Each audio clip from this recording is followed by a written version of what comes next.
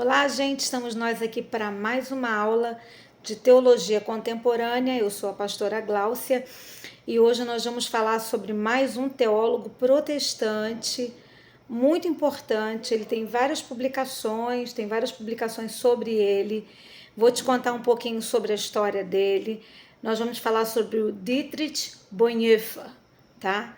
É alemão e ele viveu num período muito difícil. Ele viveu na época do nazismo, então a Alemanha nazista com Hitler, e ele, pastor luterano, não vou dar o spoiler agora não, eu vou seguir aqui o meu roteiro, que vai chegar na época, a gente vai dando umas paradinhas e vai falando um pouco sobre ele. Na verdade, vou tentar falar sobre ele em uma aula, porque a vida dele é tão incrível, né?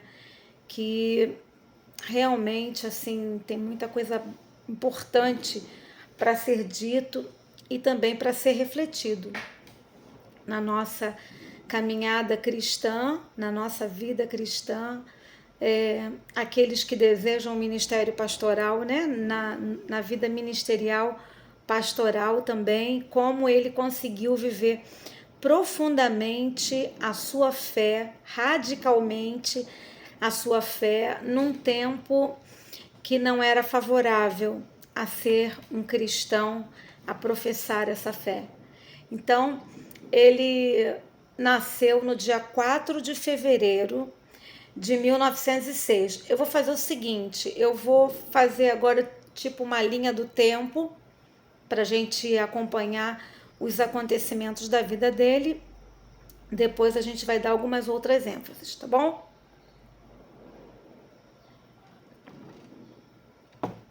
Então, ele morreu muito jovem. Ele morreu em 9 de abril de 1945, com 39 anos de idade. Veja isso. Ele foi teólogo, foi filósofo, ele era, podia-se dizer, um jovem, quem sabe até superdotado, né? Ele consegue fazer, inclusive, o doutorado dele, ainda bem jovenzinho. Tô dando spoiler de novo. Então, pastor luterano, e ele era membro da resistência antinazista. Então, aí você já começa a imaginar que ele teve algum problema durante a sua vida. Ele foi membro fundador da Igreja Confessante, da ala da Igreja Evangélica contrária à política nazista. Sim, havia ala que referendava a política nazista. A gente sabe que durante um período o Hitler ele era tido como alguém que estava fazendo algo correto, algo justo, até que ele então começa as suas barbaridades, né? Então, o nosso jovem teólogo, Bonhoeffer, ele envolveu-se nessa trama, né? Que eles queriam, inclusive, assassinar o Hitler, né? Esse grupo.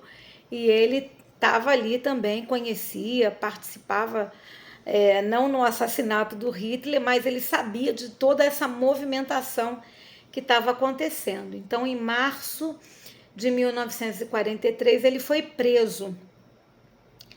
Foi preso na cadeia, ele teve assim, experiências assim, e reflexões muito profundas sobre Jesus, sobre a cristologia, né? Cristo como centro de todas as coisas, sobre a igreja, sobre comunhão, como é estar em comunhão quando você está na cadeia, longe de toda a congregação dos crentes. Como você fica em comunhão quando você não pode celebrar a ceia, não pode orar junto com algum irmão segurando ali a sua mão, te sustentando, te fortalecendo. Então, essa experiência profunda que ele teve na prisão o fez refletir muito sobre isso, estar em comunhão com Cristo, estar em comunhão com a igreja, o corpo de Cristo, mesmo não estando no templo, onde a igreja comumente se reúne. Então, vão ser assim reflexões profundas. Como ser cristão sem ser discípulo? É possível ser um cristão sem ser discípulo? Não. É possível ser um cristão sem tomar a sua cruz? Ele, no meio de um furacão, né? Naquele período histórico do nazismo, do Hitler, agora ele preso. Então, não foi fácil para esse jovem passar por todas essas situações. Então, como eu estava falando aqui, em março de 1943, ele foi preso e ele foi enforcado algumas semanas antes de acontecer o suicídio do Hitler, né? Mais ou menos um mês antes do fim da Segunda Guerra Mundial, ele foi executado por enforcamento. Na ocasião, tinha 39 anos de idade. Mas apesar de ter vivido tão pouco, ele conseguiu impactar de uma forma tão profunda o cristianismo, né? E ele é uma referência. Eu estava até fazendo leituras sobre alguns depoimentos de teólogos católicos, né?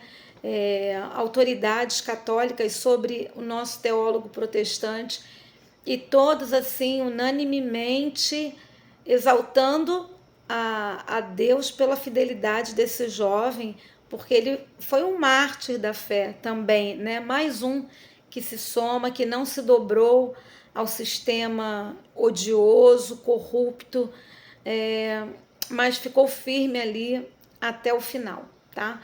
Então, vou falar um pouquinho dessa biografia dele. Vou seguir aqui uma linha do tempo para vocês irem acompanhando. Ele nasceu, como eu já falei, em 1906. Ele foi o sexto filho de uma família de 8 filhos. Seu pai era um psiquiatra de classe média alta. E quando ele era jovem, ele decidiu seguir a carreira pastoral na igreja luterana. Ele fez seus primeiros estudos de teologia. Em 1924, ele foi para Berlim. Em 1927, ele terminou o doutorado em teologia na Universidade de Berlim. Ali ele apresentou a sua dissertação, que falava, que o tema era a comunhão dos santos. Olha que coisa incrível. Ele faz a sua pesquisa e anos mais tarde, poucos anos mais tarde, ele vai ter essa experiência da comunhão dos santos, estando ele fisicamente separado numa cela, separado da sua igreja, separado da comunidade de fé, tá? Então, esse trabalho de doutorado dele recebeu influência de vários teólogos importantes, e aí eu não vou me deter muito nisso, não, porque senão a gente tem muitos detalhes, né? Senão a gente não vai caminhar. Em 1928, ele foi para Barcelona. Ali ele se tornou... Quando você vê em alguns textos escrito vigário, significa que ele é o mentor espiritual, ele é o líder espiritual. Nós chamaríamos de pastor. Numa paróquia também é uma expressão antiga, em alguns lugares ainda são usados, especialmente na católica, anglicana também, mas é a igreja, né? Então, em 1928, ele foi enviado para Barcelona como pastor de uma igreja alemã, tá? Depois do doutorado, ele fez o pós-doutorado, tá? Era um requisito para ele lecionar numa universidade, então ele entrou no pós-doutorado, fez o pós-doutorado. Na sua obra, ele usou pensamentos de vários teóricos importantes, filósofos e teólogos. E ele então queria explicar a condição, a realidade da condição pecadora do homem, como esse homem podia se relacionar com Deus, como esse homem tinha necessidade da luz de Deus. Então, segundo ele, quando o ser humano está em sintonia como Adão, ele vive em uma condição de coração voltado para si mesmo, que é o homem sem Deus, né? Adão aí representando o Adão após a queda, naturalmente. E a única solução para essa crise seria entrar em sintonia com Cristo. Então a gente vai ver em toda a sua pesquisa, em todos os seus textos, essa importância no doutorado da comunhão dos santos, e agora aqui já apontando para sintonia com Jesus Cristo. Não há salvação fora de Jesus. E aí, entre 1930 e 31, ele estudou por um ano em Nova York, conheceu um trabalho pastoral prático da Igreja Batista, teve contato com as consequências da Grande Depressão dos Estados Unidos, que aconteceu em 1929. Não sei se você lembra bem, a Bolsa de Valores quebra, tem uma crise bem profunda. E essa crise também afeta especialmente os afro-americanos e os agricultores, tá? Então, ali ele começa a ver também que esse mundo tem muitos problemas, muitos desafios a serem superados, tá? Que mais que a gente pode destacar aqui? Em 1931, ele começa a ensinar a faculdade em Berlim. Então, vocês vejam que ele chegou a fazer até o pós-doutorado, tá? Na vida acadêmica dele começou cedo. Por isso que alguns autores vão dizer que ele pode ter sido um superdotado, porque muito jovem ele já tinha uma desenvoltura, né, intelectual muito grande, e somado a isso sua fé genuína também em Jesus. Ele foi ordenado no dia 15 de novembro. Em 1933 passou a fazer parte do Conselho Cristão Universal, onde depois nasce o Conselho Mundial de Igrejas, que a gente conhece. Ainda no ano de 33, com a ascensão do Hitler no poder, teve uma disputa grande dentro da Igreja Evangélica Alemã, na qual ele pertencia. No dia 1º de fevereiro de 1933 ainda, ele proferiu uma palestra no rádio, onde ele criticou líderes que se colocavam como Deus, se colocavam acima de qualquer coisa, e aí a transmissão foi interrompida, né? A voz dele foi caçada no rádio, que loucura, né? Muitos evangélicos, porém, acolheram favoravelmente o advento do nazismo, como eu comentei um pouco atrás. Muitas pessoas achavam que era ótimo, e como às vezes, né, o povo evangélico se equivoca com as questões políticas, a gente precisa acompanhar, e a gente precisa também pedir discernimento a Deus, né? No verão de 1933, alguns propuseram uma resolução que impediria que os não-arianos se tornassem ministros ou professores da igreja, né? Ele se opõe a essa tese, afirmando que essa sustentação submeteria os ensinos cristãos à ideologia política. Então ele afirma: se os não-arianos fossem impedido o acesso ao ministério, então os pastores teriam que renunciar, em sinal de solidariedade também, o custo de se fundar uma nova igreja livre da influência do regime.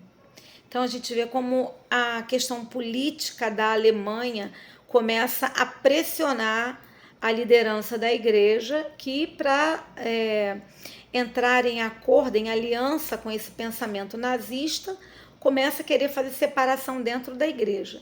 Ele vai e publica um outro artigo, né, ainda em 1933, falando sobre a igreja e a questão judaica.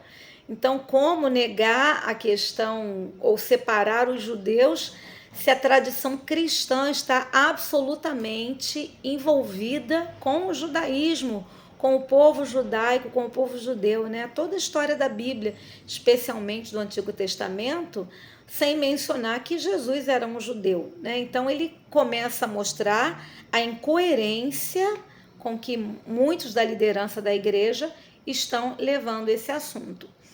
Ele aborda esse tema em relação à igreja e à ditadura nazista, defendendo fortemente que a igreja tinha o dever de se opor a essa injustiça política, inclusive chegando a afirmar que se o Estado agisse com injustiça, caberia à igreja incondicionalmente se solidarizar com as vítimas, mesmo que elas não pertencessem à comunidade cristã, mas pelo fato de estar rompendo com a proposta bíblica de Deus em relação à humanidade, tá? Aí, entre os dias 15 e 20 de setembro do mesmo ano de 1933, ele participa de uma conferência de uma entidade ecumênica lá na Bulgária. E em setembro, quando a referida resolução foi aprovada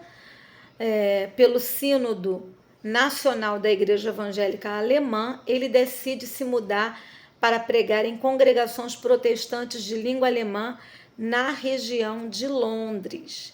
Então você veja que ele aqui já está constatando que está difícil, está quase impossível de continuar a coerência da pregação cristã com aquilo que está acontecendo na Alemanha por conta do regime político do nazismo.